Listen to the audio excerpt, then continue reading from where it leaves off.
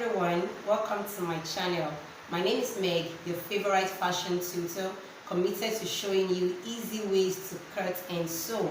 So if you're yet to subscribe to this channel, kindly do so right away and click on the notification bell so that each time I upload a new video, you will be the first to know. So in today's class, I'm going to be sharing with us 4 important tips to consider when measuring for a pants. Remember that there is no perfect outfit without a perfect measurement.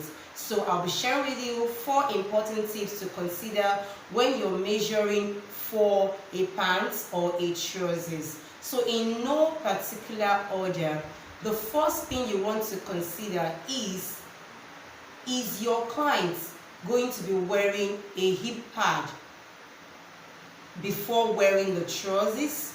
So you need to ask your client, will you be wearing a hip pad in those trousers? Because if you don't get that fact and you measure your client and your client goes back home and wear a hip pad on that trousers, it would definitely be too tight, too small. Okay, so you want to actually ask your client, okay, are you wearing? So if your client is wearing a hip pad in that trousers, you have to, your client needs to wear that hip pad, and you need to take the measurements while the client is wearing the hip pad. So this helps to give, a more accurate measurement. So that's the first tip. The second tip you should consider is when your client comes to measure for a trousers, that particular client needs to be wearing a fitted dress. Very important. Okay, a fitted dress, if possibly a trousers, a fitted trousers, because this will help you to achieve an accurate measurement.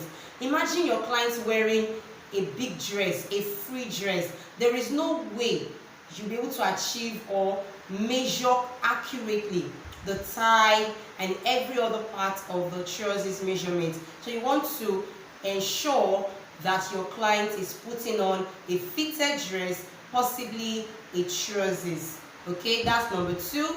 Number 3 is you need to ask your client, see, you want to achieve a perfect fit. So you need to pay attention to all of these tips.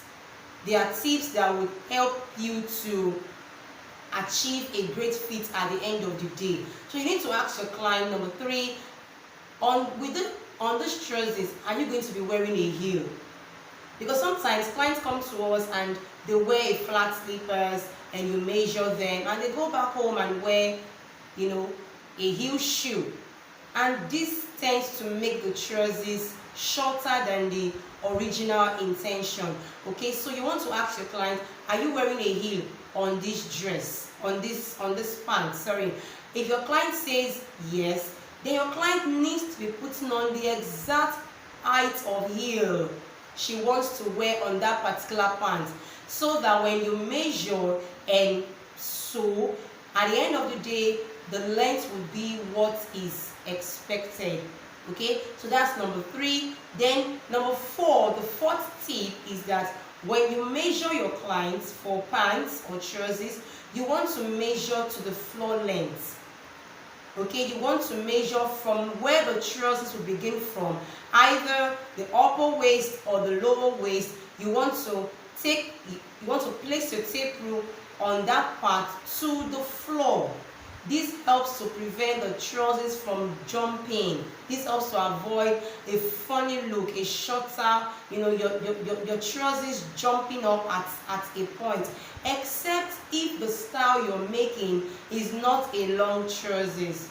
Okay, the length could be before the ankle, on the knee, after the knee. So it depends on the length. But if you are set out to make a long pants, a long trousers, please, it is advisable you measure from where it begins from to the floor to avoid a funny look at the end of the day. So these are 4 tips you should consider when you are measuring for a pants to achieve a perfect fit. So in the next class, I will be showing us how to measure accurately for trousers, how to get an accurate trousers measurement.